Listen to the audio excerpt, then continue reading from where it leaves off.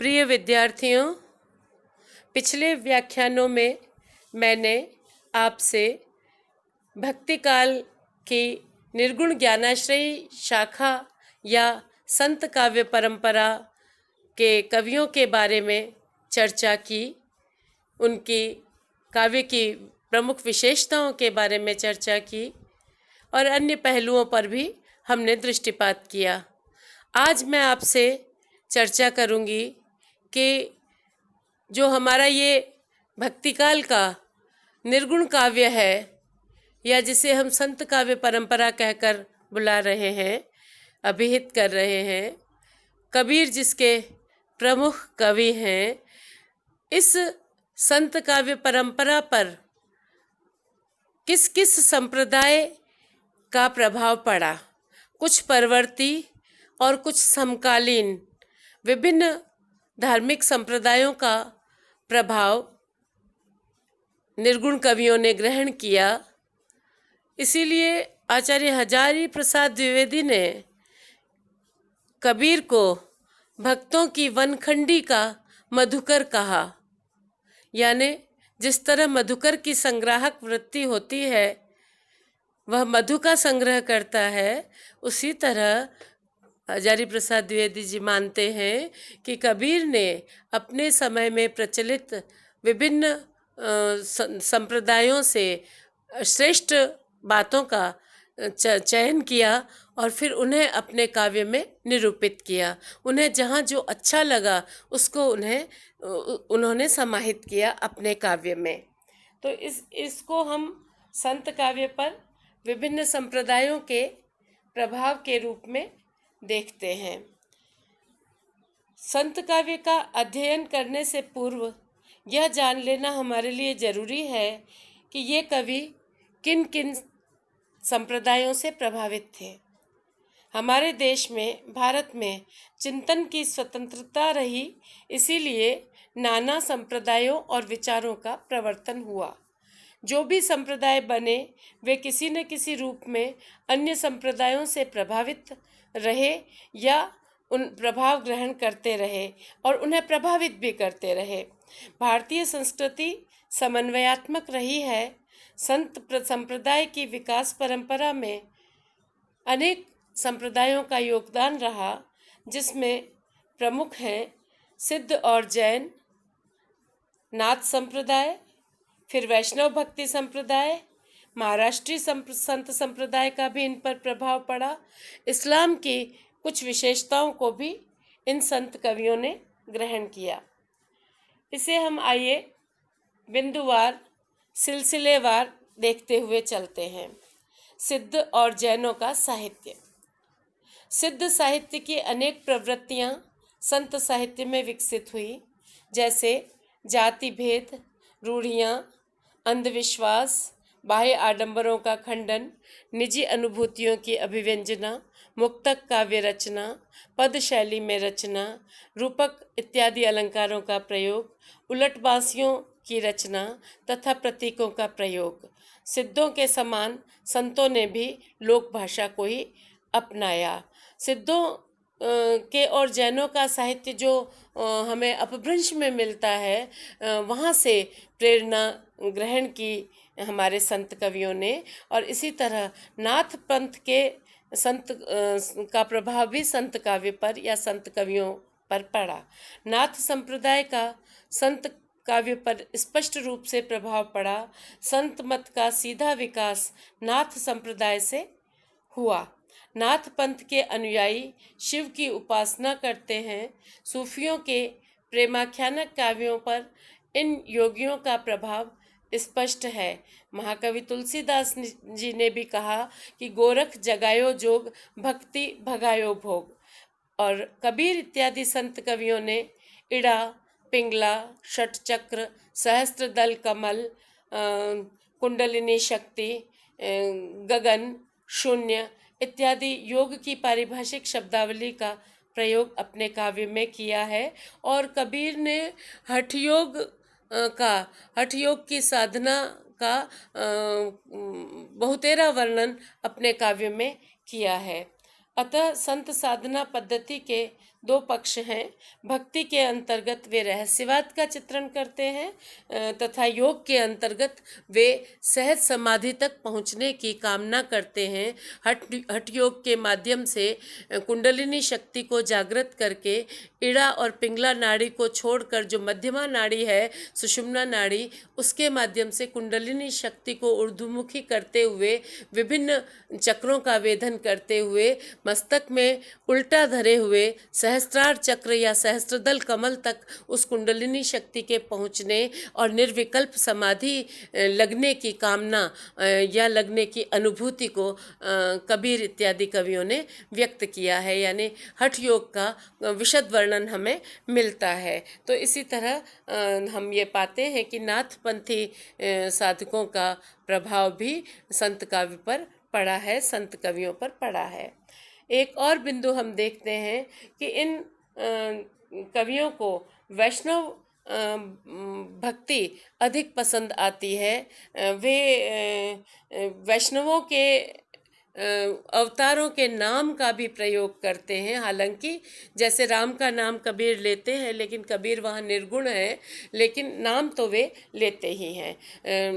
रामानुजाचार्य की परंपरा में स्वामी रामानंद आते हैं और स्वामी रामानंद के 12 शिष्य प्रमुख माने जाते हैं। मैं अन्यत्र आपको उन कवियों के नाम और आपको उसकी जानकारी मैं दे दूंगी कि स्वामी रामानंद के प्रमुख शिष्य कौन थे। स्वामी रामानंद उस समय उत्तरी भारत में वैष्णव भक्ति आंदोलन कर रहे थे।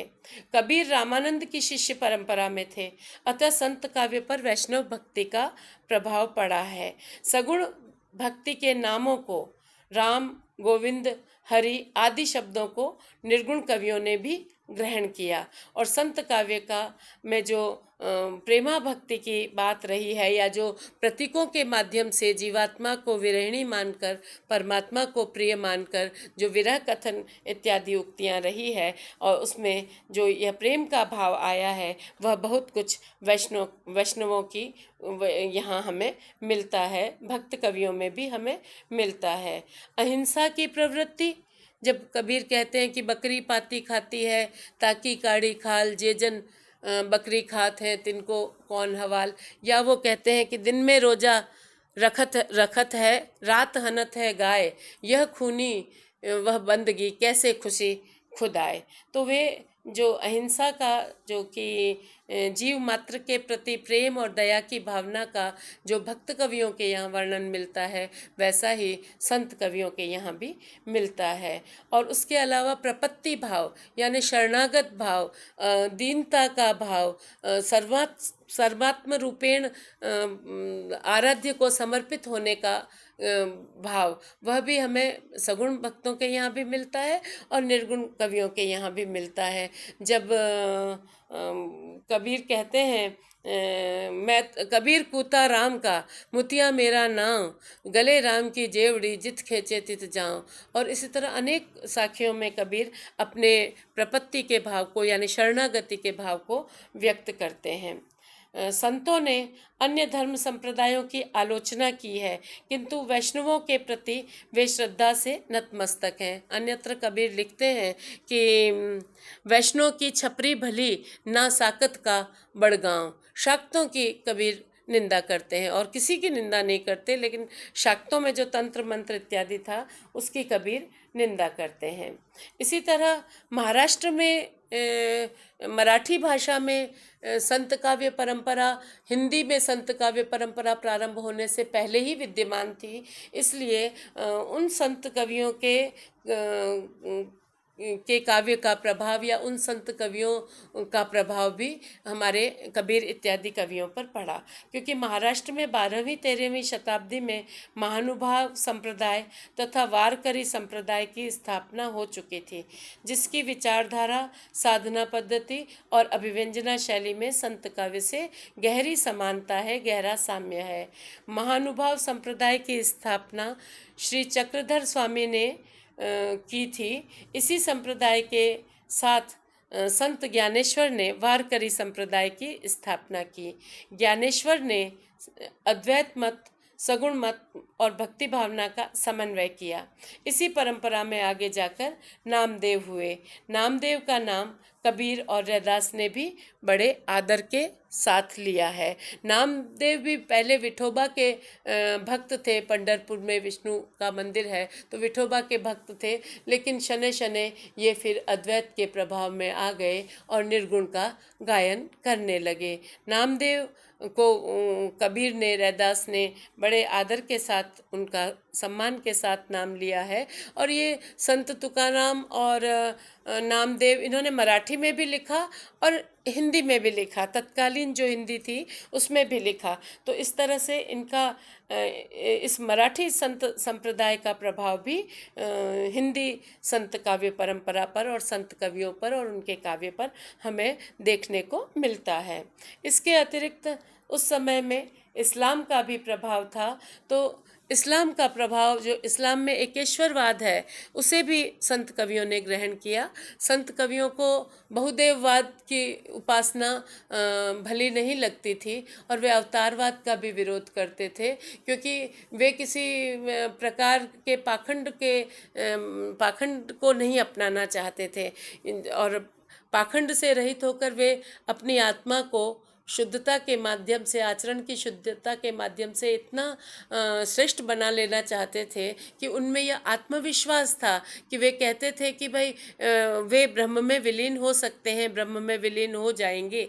कबीर के यहाँ बहुत जो ये अहम ब्रह्मास्मि की भावना है शंकराचार्य के अद्वैत में, कि वह मैं ही हूँ, वह ब्रह्म मैं ही हूँ, या वह ब्रह्म मुझ में है, मैं ब्रह्म का ही स्वरूप हूँ, इस प्रकार की भावना मिलती है। तो यह बहुदेववाद और अवतारवाद का खंडन यहाँ किया हुआ मिलता है संत कवियों के काव्य में। कुछ विद्वानों ने संत काव्य की अनेक प्रवृत्तियों, यथा जैसे निर्गुणोपासना, वर्ण व्यवस्था और मूर्ति पूजा का विरोध आदि पर मुस्लिम प्रभाव बताया है, किंतु इन सब बातों का विकास भारतीय धर्म साधना में इस्लाम के प्रचार से पूर्व आ चुका था। संत कवियों द्वारा हिंदू मुस्लिम एकता का प्रतिपादन तत्कालीन परिस्थिति जन्य है।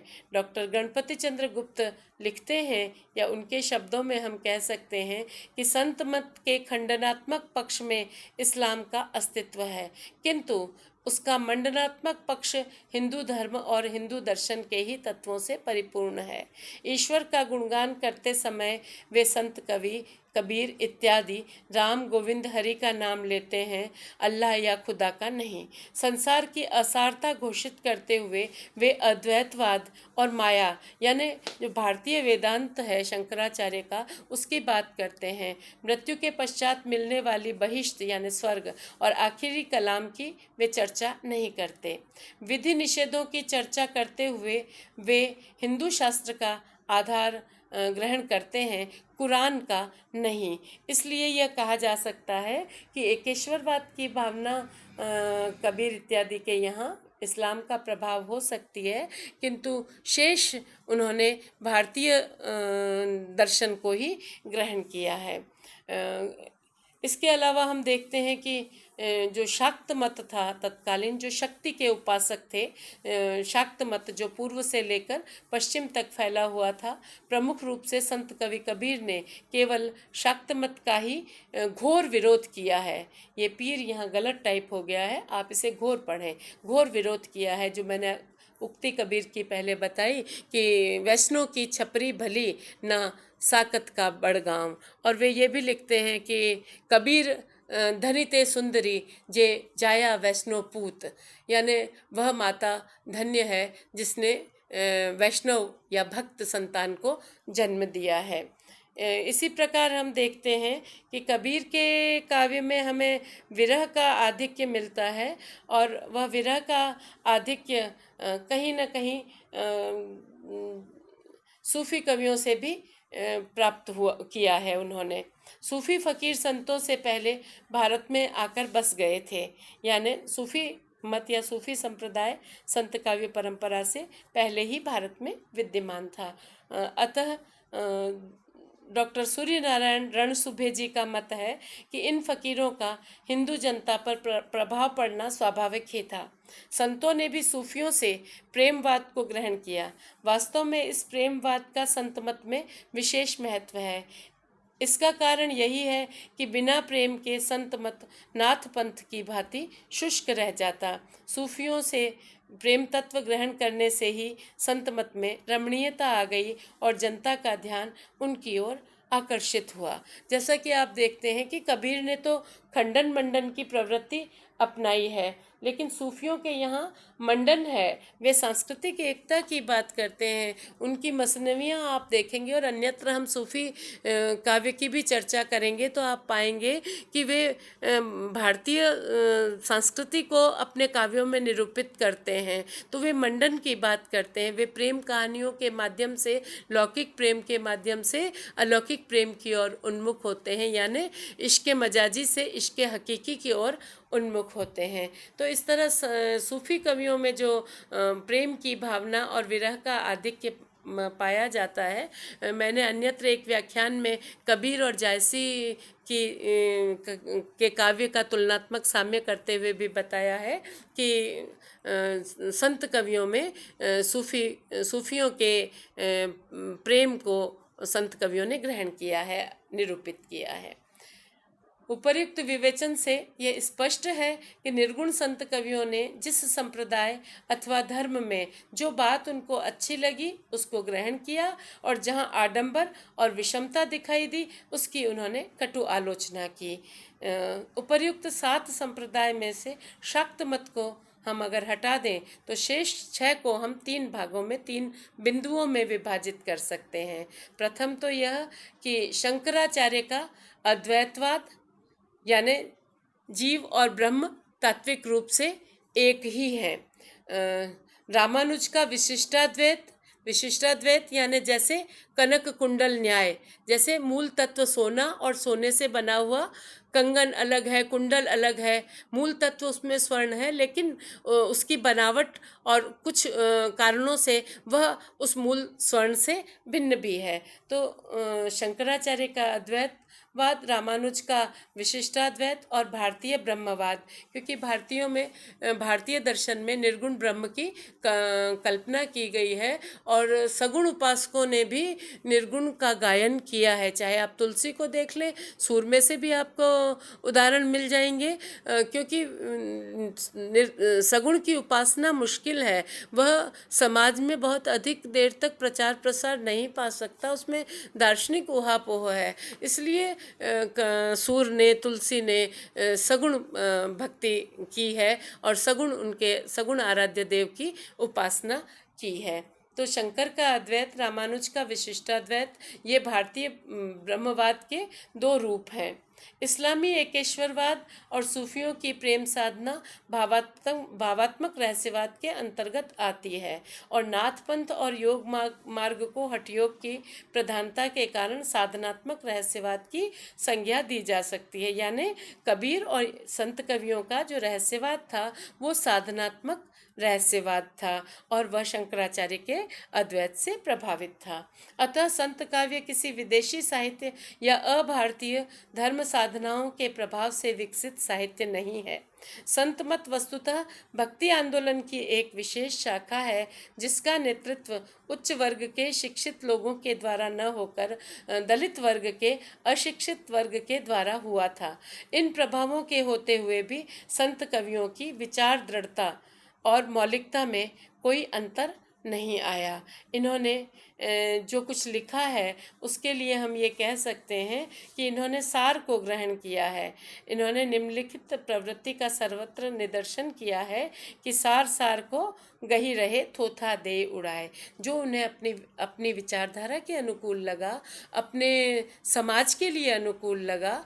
यहाँ मैं थोड़ा सा एक अंतर करना चाहूँगी कि ये जो इसमें एक टेक्स्ट आया है कि दलित वर्ग के दलित अशिक्षित वर्ग के द्वारा हुआ, लेकिन सारे ही संत कवि दलित और अशिक्षित हों ऐसा नहीं है। समाज के हर वर्ग से इन कवियों में स्थान पाने वाले कवि थे, और उन्होंने उनमें से बहुत शिक्षित भी थे, काव्य शास्त्र के जानकार भी थे, और सामान्य रूप से अपनी खरी अनुभूतियों को व्यक्त करने वाले कवि भी थे। इसलिए यह थोड़ा ये विसंगत बात है, यहाँ असंगत बात है। तो इसे आप इस रूप में देखें कि संत कवि जो हमें मिलते हैं, जैसे सुंदरदास का नाम मैं लूँ संत काव्य परंपरा में, तो सुंदरदास बहुत शिक्षित थे, अनेक भाषाओं के जानकार थे, और उन्होंने बहुत शास्त्रीय पद्धति से भी छंदों इत्यादि का प्रयोग करके भी अपने काव्य की रचना की है। तो ये कह सकते हैं कि सार सार को गही रहे, थोथा दे उड़ाए। ये जो सारे हमारे संत कवि थे, ये भ्रमर प्रवृत्ति के, जिसे मैंने कहा कि आचार्य प्रसाद द्विवेदी जी ने लिखा कि कबीर भक्तों की वनखंडी के मधुकर थे। तो मधुकर जैसे संग्राहक वृत्ति होती है और मधु का संचय करता है, उसी तरह दर्शन से, विभिन्न संप्रदायों से, विभिन्न धर्मों से, विभिन्न विचार स्रोतों से जो विचार स्रोत अच्छा लगा, जो बात अच्छी लगी, उसको इन संत कवियों ने अपनाकर अपने काव्य में व्यक्त किया है। तो इस तरह से हम संत काव्य परंपरा पर ही कई व्याख्यानों में चर्चा कर चुके हैं। कबीर का आलोचनात्मक विश्लेषण भी कर चुके हैं, और इसी तरह कुछ व्याख्यान अभी इस निर्गुण ज्ञानश्रेयी शाखा या संत काव्य परंपरा पर हम और रखेंगे, और तत्पश्चात फिर हम जो इस शाखा के प्रमुख कवि हैं कबीर, उनका टेक्स्ट पढ़ना शुरू करेंगे, उनकी साखियों की व्याख्या पढ़ेंगे। तब मैं लाइव आपके सामने आकर के वो व्याख्या प्रस्तुत करूंगी। आपको अगर कहीं भी किसी व्याख्यान में कोई संशय हो तो उसे आप व्हाट्सएप ग्रुप पर मुझसे पूछ सकते हैं, मैं उसका निदान समाधान करने का प्रयास करूंगी। धन्यवाद।